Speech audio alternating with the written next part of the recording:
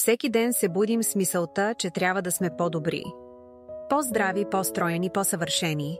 Мерим, броим, следим, сравняваме и някъде по пътя забравяме най-важното, че храната е грижа, а не наказание.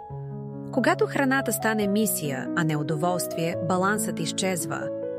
Двете крайности изглеждат различно, но болката е една и съща. Едни броят всяка калория, други се опитват да избягат от вината с още една хапка. Но и двете страни носят едно и също чувство. Страх, че никога няма да си достатъчно добър. Контролът може да се превърне в капан.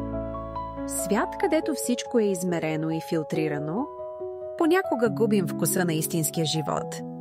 Защото когато храната започне да те контролира, тя вече не е източник на сила, а на страх. Но промяната е възможна. Тя започва с дъх, с спокоен миг, в който си позволиш да не броиш. Да се довериш на тялото си. Да си спомниш, че здравето не е цифра, а усещане. Истинското здраве не е в броенето, а в баланса. Балансът е в приятелството, в движението, в усмивките на хората, които те разбират. Храната отново става цветна, реална, пълна с живот. Защото е част от теб, не целият ти свят. Храни тялото си, не страха си.